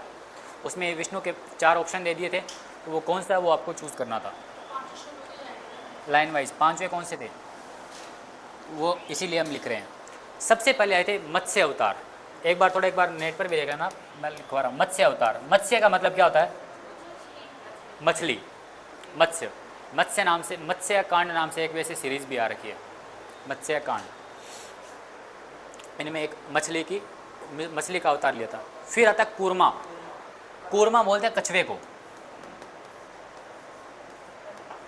कूर्मा अवतार। कूर्मा के बारे में आता है कि पृथ्वी को एक वराह, वराह का मतलब सुअर टाइप में होता है, वो क्या होते हैं अपने यहाँ पे मुंह के ऊपर पृथ्वी को रख के एक सुअर उसको डुबोते हुए बचा रहा है ना, समुद्र के अंदर से बचा रहे हैं। तो वो कौन सा है? वराह अवतार। वराह अवतार। वराह के बारे में कौन सा आएगा? नरसिंह। नरसिंह अवतार कौन सा होता है? नरसिंह। इसमें क्या हुआ था? वही कौन सी कहानी? प्रहलाद और हिरण्याकश्यप वाली। वही, ना मुझे कोई दिन में मार सकता है, ना मुझे कोई रात से, ना कोई मुझे अस्त्र से मार सकता है, ना मुझे कोई शस्त्र से, ना मुझे घर के अंदर मार सकता है, ना मुझे घर के बाहर। ऐसे सब आशीर्वाद हुआ। ना मुझे आकाश में मार सकता है, ना मुझे कोई पाताल में, ना कोई मुझे ज़मीन पे मार सकता है, ना कहीं पर भी। ऐसे करके उसको वरदान मिले हुए थे। ना मुझे नर मार सकता है, ना मुझे कोई जानवर। तो इन सब चीज़ों को तोड़ने के लिए विष्णु ने अवतार लिया। किस चीज़ का? नरसिंह का। नर और सिंह, आधा नर और आधा सिंह। न तो वो नर था और न ही वो जानवर। न सुबह मार सकता, न मुझे रात को। तो उन्होंने शाम के रूप, शाम यानी जो गोधूली वेला माने जाते हैं, उस समय उन्होंने प्रकट हुए। ना मुझे घर के अंदर मार सकता है, ना मुझे घर के बाहर। तो उन्होंने उसके दहलीज के ऊपर मारा। ना मुझे अस्त्र से मार सकता है, ना मुझे शस्त्र से। तो उन्होंने नाखूनों से मारा। इस वजह से नरसिंह ने अवतार लिया। बोलो जय हो नरसिंह भगवान की जय। फिर उन्होंने कौन सा अवतार लिया? फिर लिया वामन का। वामन अवतार, जो छोटे बच्चे होते हैं वो छतरी लेके होते हैं और साथ में एक कमंडल होता है। तो राजा बलि के बारे में वर्णन माना जाता है कि उन्होंने कुछ ज़मीन के बारे में बोला था। तो उन्होंने सिर्फ 2 पैर में ज़मीन और आकाश पूरी पृथ्वी को माप लिया था। तो उन्होंने बोला कि अब बता मैं तीसरा पैर कहाँ रखूँ। उन्होंने फिर अपना बोला कि आप मेरे सर पे रखिए। उस वजह से उनका घमंड तोड़ने के लिए कौन सा अवतार लिया था? वामन। फिर कौन सा माना जाता है? फिर परशुराम।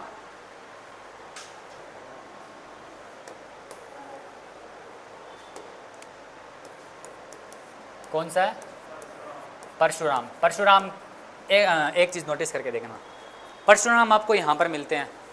फिर परशुराम का अवतार कहाँ पे मिलता है? परशुराम के बारे में कौन आए? एक अब 2-3 चीज़ें साथ में करेंगे। परशुराम के बारे में कौन आए? राम। फिर कौन आए? कृष्ण। आगे वामन, परशुराम, राम और कृष्ण। अब परशुराम जो है, इन्होंने यहाँ पे अवतार ले लिया, विष्णु का अवतार माना जाते हैं, यही मानते हैं हम। और यहाँ पर किन्होंने अवतार लिया? राम ने। लेकिन जब आप रामायण देखोगे तो सीता का जब स्वयंवर हुआ था तब वहाँ पर भी परशुराम थे। और परशुराम ने अवतार क्यों लिया था? इस पूरी पृथ्वी को मैं क्षत्रिय विहीन कर दूंगा, है ना। मुझे बहुत गुस्सा आता है, मैं इस पूरी पृथ्वी को क्षत्रिय विहीन कर दूंगा। आपने मेरा गुस्सा नहीं देखा। लक्ष्मण और परशुराम का संवाद आपको जब रामायण में भी मिलता है, वहाँ पर उन्होंने कहा था कि परशुराम के बारे में आपको पता है क्या कहा जाता है? कि अमर तो थे ही। परशुराम के बारे में ये कहा जाता है कि परशुराम पलक झपकते ही हवा के वेग से अपने एक पर्वत में जाते थे।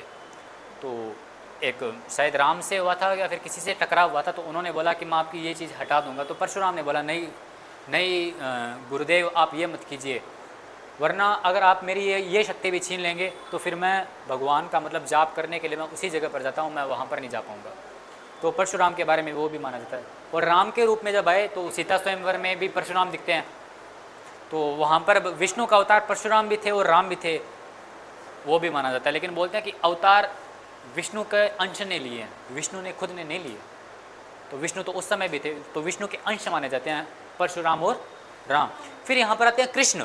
कृष्ण में भी आपको यहाँ पर महाभारत, यानी कृष्ण मतलब महाभारत, कंस को मारा।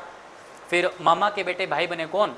5 पांडव, है ना, 5 पांडव बने। तो वहाँ पर पितामह, भीष्म पितामह, जिन्होंने प्रतिज्ञा ली थी, ना कुछ सोचा ना कुछ और, मेरे पिताजी ने मांगा है, ठीक है लीजिए पिताजी, ना कुछ सोचा ना कुछ समझा, और उन्होंने एक वचन दे दिया कि मैं अपने पिता की गद्दी पर कभी नहीं बैठूंगा। और जो भी हस्तिनापुर का शासक बनेगा मैं उसकी रक्षा के लिए अपने पूरा जीवन व्यतीत करूँगा। और उनको उनकी माता जो गंगा मानी जाती है, जिन गंगा रिवर, वो गंगा के पुत्र भी माने जाते हैं, इसीलिए उन्हें क्या बोलते हैं, गंगा पुत्र बोलते हैं। और उनके जो पिता थे उनका क्या नाम था, शांतनु, शांतनु की संतान। शांतनु और गंगा से क्या कौन हुए थे, भीष्म पितामह। तो भीष्म पितामह ने प्रतिज्ञा ली थी, जिसे क्या बोलते हैं, भीष्म प्रतिज्ञा। और उनके गुरु कौन थे, उनके गुरु का नाम था परशुराम। उनके गुरु कौन थे, परशुराम। इसके अलावा और किसके गुरु थे परशुराम, कर्ण के। कर्ण कौन था, कुंती का पहला पुत्र। कहा जाता है कि सूर्य की किरणों से एक पुत्र का जन्म हुआ, जो कौन थे, कर्ण। इसके बारे में बहुत अच्छा वर्णन दे रखा है, किसमें दे रखा है, रश्मि रथी में। रश्मि रथी में कृष्ण और कर्ण का जो संवाद है, आहा क्या शानदार संवाद है। यहाँ पर उसी में एक दोहा है कि जिसमें दुर्योधन क्या बोलता है, कि दुर्योधन बोलता है कि मैं पांडवों को ज़मीन नहीं दूंगा, एक सुई की नोक के बराबर भी ज़मीन नहीं दूंगा। लेकिन उसको समझाने के लिए कृष्ण जी जाते हैं, कहाँ जाते हैं, हस्तिनापुर जाते हैं। और सभा में बैठ के भीष्म पितामह और सबके सामने दुर्योधन को समझाते भी हैं कि चलो तुम मत मानो, ये इतने टाइम तक वर्षों में वनों में घूमे हैं, आप सिर्फ 5 गांव दे दीजिए, हमें तब भी कोई तकलीफ नहीं है। तो उसका वहाँ पर थोड़ा सा वर्णन भी किया गया है कि वर्षों तक वन में घूम बाधा विघ्नों को चूम सह धूप गाम पानी पत्थर पांडव आए कुछ और निखर, सौभाग्य न सब दिन सोता है, देखें आगे क्या होता है। मैत्री की राह बताने को सब, ठीक है तुम बोलो, ये बोलेगा, भाई आगे आओ। शानदार, सौभाग्य न सब दिन सोता है, देखें आगे क्या होता है। बहुत शानदार वर्णन है, पढ़ना चाहिए। बाकी बाद में करेंगे। दुर्योधन मान मुझे, ठीक है। बहुत शानदार वर्णन है, पढ़ना। इतना शानदार चीज़ें हमारी साहित्य ना, वैदिक साहित्य, हमें गर्व करना चाहिए। बहुत शानदार चीज़ें लिखी हुई है। जो सर्चिंग आज हो रही है, जो रिसर्चिंग आज हो रही है, वो हमने पहले कर करके छोड़ दी। यहाँ गए हो अक्षरधाम, ये तो पास में ही है, घूम के आओ। हर चीज़ के बारे में जो साइंटिस्ट आजकल रिसर्च कर रहे हैं ना, वो हमने कई वर्षों पहले ही कर दी थी, ठीक है। तो परशुराम कृष्ण के यहाँ पर भी दिखाई देते हैं, यहाँ पर भी दिखाई देते हैं और यहाँ पर भी दिखाई देते हैं। परशुराम कृष्ण के बाद में कौन है, महात्मा बुद्ध। महात्मा बुद्ध किसके अवतार माने जाते हैं, और फिर कौन सा, कल की। कोई कहते हैं अवतार ले चुके हैं मोदी, कई लोगों का मानना हुआ नहीं है, हम मानते हैं, सच बात है नहीं हुआ है, लेकिन कुछ लोग मानते हैं, मतलब व्हाट्सएप पे मानते हैं लोग, व्हाट्सएप पे मानते हैं कि बन गए हैं। ऐसे कल की 2898 वही है क्या, कल की वो प्रभास वाली, शानदार। कल की आधी मूवी तो एकदम बकवास है, फिर लास्ट में थोड़ा बहुत मज़ा आता है, देख के आया हूँ वैसे। कल की का अवतार 10वां अवतार माना जाता है, ठीक है। तो विष्णु के 10 अवतार कौन कौन से हैं, लाइन वाइज, मत्स्य, कूर्मा, वामन,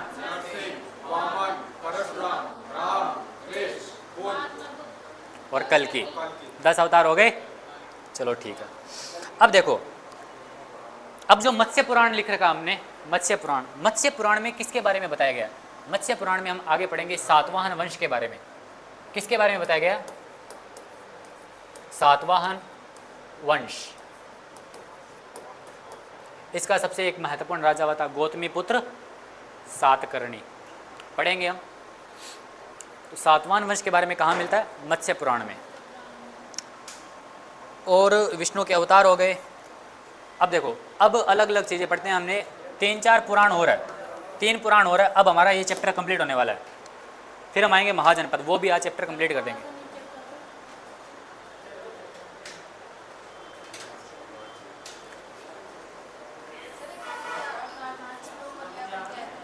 क्या विष्णु, वो शिव जी थे, वो शिव जी थे। और कृष्ण जी वगैरह, वो राधा कृष्ण, वो कृष्ण वाला पार्ट था ना, उसी में वो गोपी के साथ में, राधा के साथ में रास मनाने के लिए वो कन्या का रूप धारण किया था।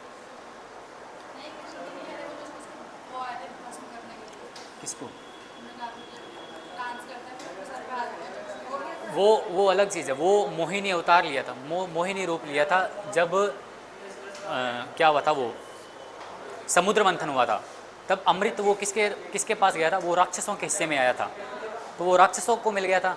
तो राक्षसों को बुलाने के लिए उन्होंने क्या सोचा कि राक्षस ऐसे तो हमें वो वापस अमृत देंगे नहीं, तो विष्णु ने क्या किया, विष्णु ने मोहिनी का रूप धारण किया, मोहिनी का रूप धारण करके उनको बोला कि लीजिए, लाओ मुझे दीजिए, मैं सभी को अमृत पिला देती हूँ ताकि आप सभी अमर हो जाएंगे। लेकिन सबसे पहले वो मोहिनी रूप यानी विष्णु थे, उनको पता था ये देवताओं को देना चाहिए, तो उन्होंने पहले देवताओं की लाइन लगाई, देवताओं की लाइन लगाई।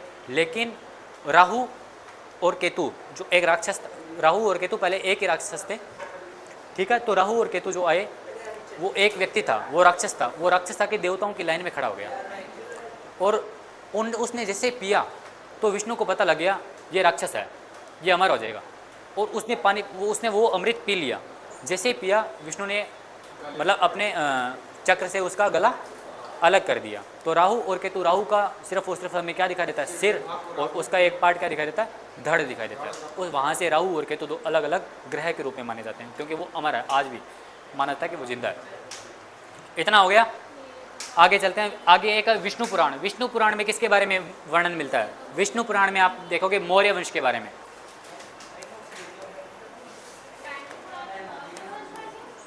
देखो थोड़ा जल्दी करते हैं, विष्णु पुराण में क्या मिलेगा आप, मौर्य वंश। फिर आता है भागवत पुराण। भागवत पुराण में कृष्ण भक्ति के बारे में। पुराण ही चल रहा है, पुराण। विष्णु पुराण में किसका वर्णन मिलता है, मौर्य वंश का। भागवत पुराण में कृष्ण भक्ति का।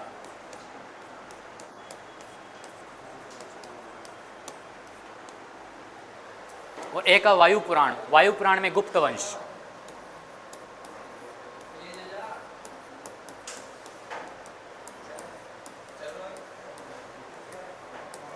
वायु पुराण में किसका वर्णन मिलता है, गुप्त वंश का।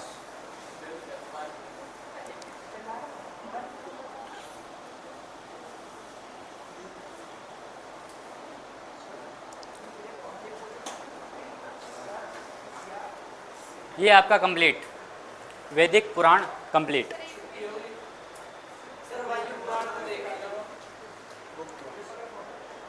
मज़ा आया पढ़ के? अभी थोड़ा टाइम है, 5-10 मिनट और रुक जाओ, महाजनपद काल स्टार्ट होने वाला। आप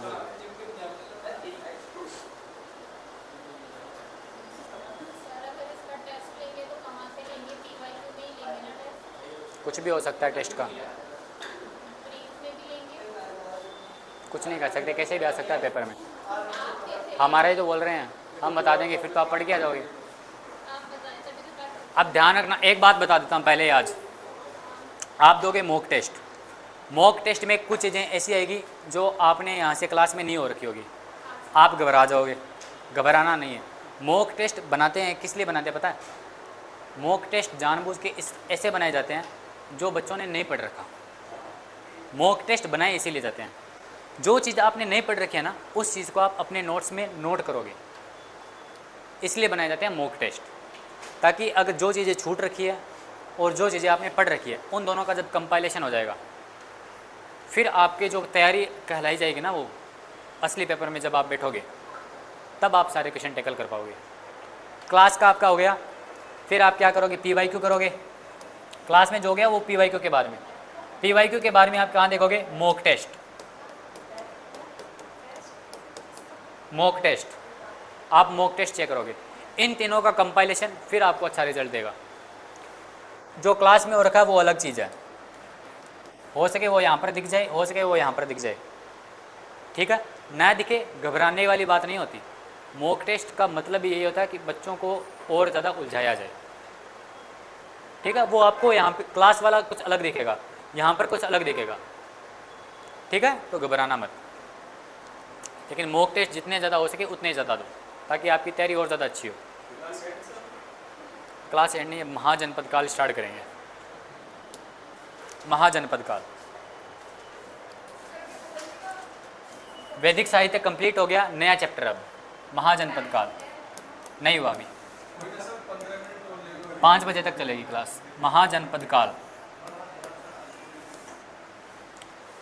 जो महाजनपद काल है उसका टाइम पीरियड क्या माना जाता है? 600 बीसी से 400 बीसी तक, 400 बीसी तक। नया चैप्टर।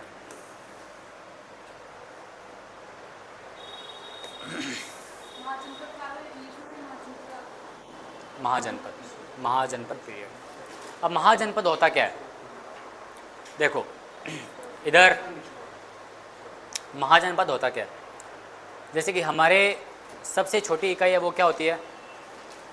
गांव। गांव के बाद में क्या बनता है? गांव के बाद में आती है तहसील, फिर शहर, फिर जिला, फिर संभाग, फिर राज्य, फिर राष्ट्र, ऐसे करके बनता है। वैसे जिस तरह से हमारे राज्य होते हैं उसी हिसाब से वहाँ पर क्या होते थे? महाजनपद। हमारे राज्य कितने हैं? 28। जब इंडिया आज़ाद हुआ था उस टाइम कितने राज्य थे? 14। ठीक है, लेकिन इस टाइम को महाजनपद थे वो कितने थे? 16। ठीक है, लेकिन पहले हम इसकी इकाई देखेंगे। यानी कि सबसे छोटे, सबसे पहले जैसे कि हमारे एक गाँव होता है उसी टाइम में इसमें सबसे छोटी इकाई थी वो कौन सी थी? कुल। कौन सी थी? कुल। इंग्लिश में भी कुल ही लिखेंगे, टोटल मत लिख देना टोटल वो मैथ्स में होता है। कुल, कुल के बारे में क्या आएगा? ग्राम, फिर विश, फिर जन, फिर जनपद,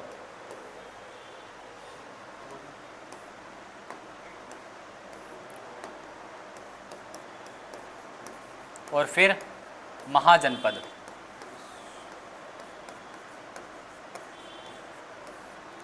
समझ में आया कैसे चल रहे हैं? सबसे छोटा कुल, ग्राम, विश, जन, जनपद और महाजनपद। क्या? जैसे कि हमारे छोटी, जैसे कि हमारे क्या हो जाता है? तहसील वगैरह आ जाती है ना, नगर वगैरह, उसी तरह से वहाँ पे विश होते थे। क्या? जन यहाँ पे पीपल नहीं है, पीपल यानी लोग नहीं है। जन का मतलब यहाँ का जैसे कि संभाग होते हैं ना हमारे, जैसे कि 4 जिलों को बनाया जाता है। एक जिला होता है, जिला के बारे में संभाग आता है। संभाग, संभाग के अंदर क्या आता है? 4 जिले हो जाते हैं, 4-5 जिले हो जाते हैं। ठीक है, जैसे कि हमारे बीकानेर, मैं बीकानेर से हूँ तो वहाँ पे हमारा जो जनपद है उसमें 4 से 7 जनपद आते हैं, 4 से 7 जिले आते हैं, तो वो होता है जन। फिर आ जाता है जनपद, फिर आ जाता है महाजनपद। ठीक है, अब देखो, अब टोटल यहाँ पर कितने महाजनपद थे? 16। कितने महाजनपद थे? 16। 16 में से 14, 16 में से 14 जो महाजनपद थे, 14 महाजनपद थे, उसमें कौन सा सिस्टम था? उसमें जो सिस्टम था वो था राजतंत्र। हिंदी में क्या बोलते हैं?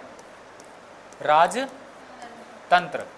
राजतंत्र का मतलब इंग्लिश में क्या बोलते हैं? राजतंत्र को मोनार्की।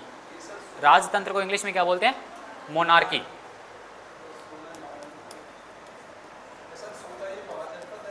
सोलह महाजनपद होते हैं। 16 में से 14 महाजनपद ऐसे थे जहां पर कौन सा सिस्टम था? मोनार्की। हिंदी में क्या बोलते हैं? राजतंत्र।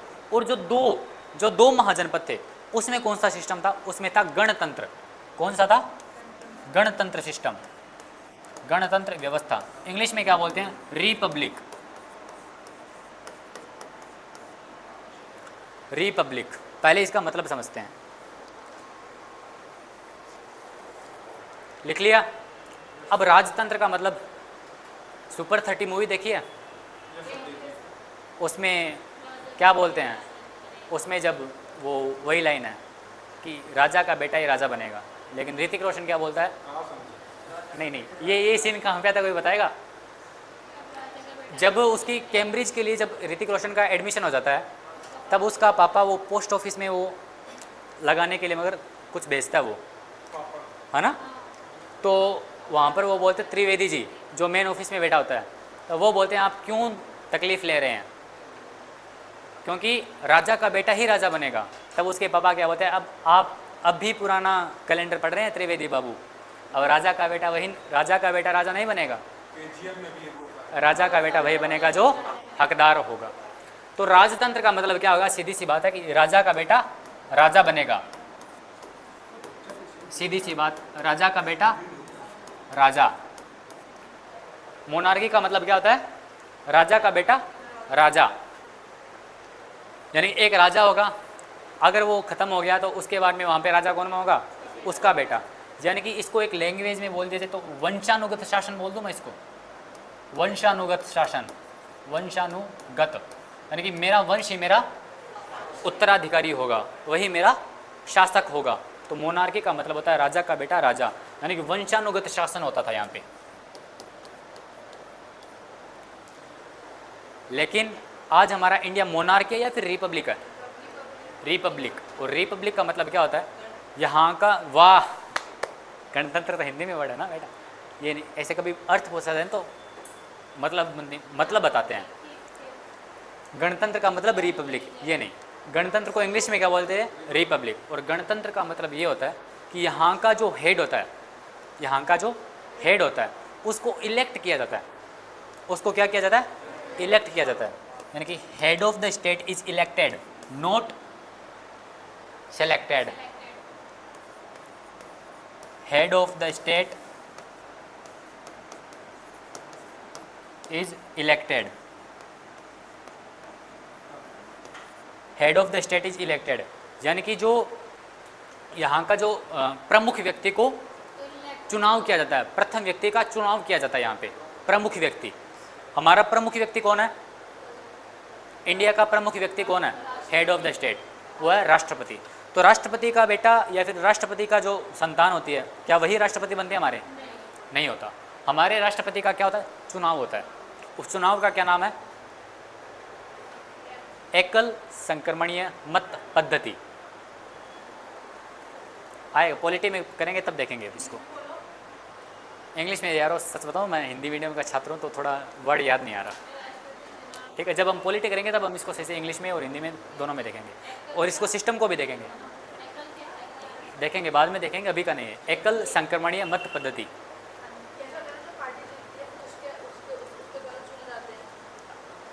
इसका चुनाव जो होता है वो अप्रत्यक्ष होता है, इनडायरेक्ट इलेक्शन होता है। हमारे राष्ट्रपति का चुनाव इनडायरेक्ट इलेक्शन होता है, और प्रधानमंत्री का चुनाव डायरेक्ट इलेक्शन से।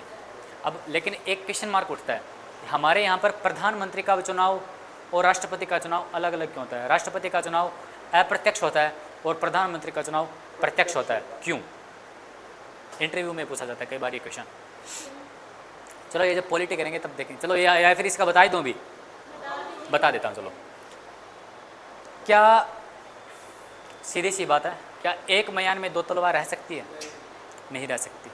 हमारा हेड ऑफ द स्टेट कौन है? राष्ट्रपति। तो राज्य, मैं ये बोल दूं कि राज्य का प्रमुख कौन है? राष्ट्रपति। तो उसी तरह से प्रधानमंत्री के लिए बोला जाता है कि जनता का प्रमुख कौन है? प्रधानमंत्री।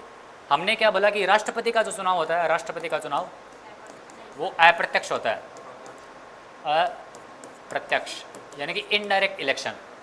और जो प्रधानमंत्री होता है उसका चुनाव कैसा होता है? प्रत्यक्ष। मतलब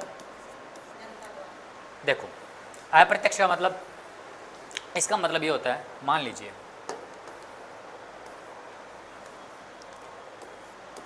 ये यहाँ की जनता है, सीधे से बोल दो कि हम एक नगर में है, हमने किसको चुना? हमने चुना एमएलए को। किसको चुना? एमएलए को। मान लीजिए इतनी सारी जनता ने मिलकर 3 एमएलए को चुना। ये क्या है? एमएलए, एमएलए, ये भी एमएलए और ये भी एमएलए।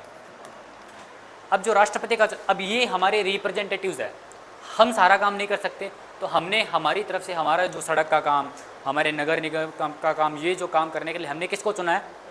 एमएलए को। ये विधानसभा में बैठते हैं और हमारी तरफ से हमारी बात रखते हैं। हर एक जगह की एक डेलिमिनेशन एरिया बना दिया जाता है, ठीक है, डेलिमिटेशन एरिया बना दिया जाता है, और वहाँ का एक एक एमएलए होता है। तो एमएलए हर एक जगह का प्रतिनिधित्व करता है कि आप इस जगह से बताइए, क्योंकि एक, मान लीजिए इतना एक पूरा राज्य है, इतने एरिया के बारे में एक एमएलए को पता होता है, कि यहाँ पर ये कमी है, यहाँ पर वो कमी है, तो इतने सारे जो यहाँ के जो लोग हैं वो सारे लोग मिलकर एक एमएलए को चुनते हैं, तो वो यहाँ की प्रॉब्लम्स देखता है। उसी तरह से इस राज्य को अलग अलग डेलिमिटेशन कर दिया जाता है। डेलिमिटेशन मतलब अलग अलग निर्वाचन क्षेत्रों में बांट दिया जाता है। तो ये इतने एमएलए आ गए, हम सब ने मिलकर मान लेते 3 एमएलए चुने। अब ये एमएलए है वो किसका चुनाव करेंगे? वो राष्ट्रपति का चुनाव करेंगे। वो किसका चुनाव करेंगे? राष्ट्रपति का। राष्ट्रपति का इलेक्शन तो हुआ है, क्या इसको डायरेक्ट हमने चुना है? नहीं चुना। चुना किसने है? हमारे प्रतिनिधि ने। हमने क्या बोला कि हमारे पास इतना टाइम नहीं है, हमारे पास इतना टाइम नहीं है, हमने इनको चुन दिया, हमें इन पर पूरा भरोसा है, ये जिसको भी चुनेंगे ना वो अच्छे व्यक्ति को चुनेंगे। लेकिन क्या हकीकत ऐसी है? आपको भी पता है। तो ये राष्ट्रपति का चुनाव हुआ है, मगर प्रत्यक्ष हुआ है क्या? प्रत्यक्ष चुनाव नहीं हुआ। कैसा चुनाव हुआ है? अप्रत्यक्ष, डायरेक्ट इलेक्शन नहीं हुआ। कैसा इलेक्शन हुआ है? Indirect election. वैसे ही हाँ आएगा पॉलिटी में, हम इसको एकदम सही से देखेंगे, एकदम पूरा एकदम क्राइटेरिया करके, फिर देखते हैं आपको अगर पढ़ना है उसके ऊपर डिपेंड करेगा। फिर एक होता है प्रधानमंत्री। क्या कौन होता है? प्रधानमंत्री। प्रधानमंत्री क्या है? राष्ट्रपति है? नहीं है। एमएलए है? नहीं है। क्या है? एमपी। एमएलए और एमपी का अंतर पता है? एमएलए वो होते हैं जो विधानसभा में बैठते हैं, जो राज्य का प्रतिनिधित्व करते हैं, मतलब उस लोकल क्षेत्र का प्रतिनिधित्व करते हैं। और एमपी बैठते हैं वो पार्लियामेंट में, सांसद में। सांसद हमारे एक है, सांसद नहीं संसद। एक होता है संसद होता है या सांसद होता है? संसद होता है और सांसद अलग होता है। संसद के सदस्य क्या कहलाते हैं? सांसद कहलाते हैं। तो प्रधानमंत्री हमारे क्या है? संसद के एक सदस्य है, यानी कि वो एक सांसद है। और सांसद का चुनाव जनता खुद करती है, जनता खुद करती है। तो कौन सा इलेक्शन है? Direct election. डायरेक्ट इलेक्शन है ये, डायरेक्ट इलेक्शन, प्रत्यक्ष चुनाव। प्रत्यक्ष चुनाव हो गया। अब हेड ऑफ द स्टेट किनको बोल दिया? हेड ऑफ द स्टेट राष्ट्रपति को, और हेड ऑफ द पीपल किसको बोलेंगे? प्रधानमंत्री को। हमने इनको बना लिया। अब देखो, अब हमारा जो वास्तविक में जो भी काम होता है, वास्तविक में रियल में काम कौन करता है? प्रधानमंत्री। रियल में काम कौन करता है? प्रधानमंत्री। राष्ट्रपति क्या करता है? सिर्फ सिग्नेचर करता है। क्या करता है? उस काम पे सिग्नेचर करता है। काम क्या होना है वो डिसाइड कौन करेगा? प्रधानमंत्री। उसको लास्ट में सिर्फ साइन करके कौन करेगा? राष्ट्रपति। अब अगर राष्ट्रपति का चुनाव भी अगर हम प्रत्यक्ष रूप से कर देते, प्रत्यक्ष रूप से कर देते, तो देखो क्या प्रॉब्लम होती। राष्ट्रपति कभी भी कह सकता था तू भी उसी चुनाव से चुना है, मैं भी उसी चुनाव से चुना हूँ, तुझे भी जनता ने चुना है, मुझे भी जनता ने चुना है, मैं हेड ऑफ द स्टेट भी हूँ और मैं पीपल ऑफ द स्टेट भी हूँ, और तुम सिर्फ पीपल ऑफ द स्टेट हो। पावर किसकी चलेगी? मेरी चलेगी। तो राष्ट्रपति है वो कभी भी अपनी ताकत, सारी ताकत अपने हाथ में ले सकता था। राष्ट्रपति तीनों सेनाओं का प्रमुख भी है, उसके पास सारी सशस्त्र बल। हम एक ऐसा व्यक्ति को तैयार कर देते जो हर जगह से इतना ज़्यादा पावरफुल होता जो किसी के काबू में नहीं आ सकता था। ठीक है, तो हमने जनता से किसको बना दिया? प्रधानमंत्री को। आधी पावर यहाँ पे दी और आधी पावर राष्ट्रपति को दी। आधी पावर किसको दी? राष्ट्रपति को। तो पावर का क्या हो पाई? बैलेंसिंग हो पाई। इसी वजह से हमारे दो चीज़ें बनाई जाती है, एक 26 जनवरी और एक 15 अगस्त। आप नोटिस करना, जब 26 जनवरी बनाई जाती है इसको क्या बोलते हैं? Republic day. क्या बोलते हैं? तो रिपब्लिक डे। तो इस दिन जो लाल किला में जो भाषण दिया जाता है वो किसके द्वारा दिया जाएगा? राष्ट्रपति के द्वारा। और 15 अगस्त के ऊपर जो भाषण दिया जाएगा वो किसके द्वारा दिया जाएगा? प्रधानमंत्री के द्वारा। क्यों? प्रधानमंत्री के द्वारा। इस दिन इंडिपेंडेंस डे है। रिपब्लिक का मतलब क्या होता है? रिपब्लिक का मतलब होता है जो हेड ऑफ द स्टेट है वो इलेक्टेड होगा। वो इलेक्टेड कौन होता है? हमारा Republic. Head of the state कौन है? राष्ट्रपति। और इसका नाम क्या है? Republic day. तो यहाँ पर भाषण कौन देगा? राष्ट्रपति। और 15 अगस्त में जनता, हमारी जनता आज़ाद हो गई थी, तो यहाँ पर भाषण कौन दे रहे हैं? प्रधानमंत्री। क्यों दे रहे हैं पता लग गया? हर एक चीज़ का एकदम अच्छा सा रीज़न है। समझ में तो आ रहा है ना सबको? ठीक है।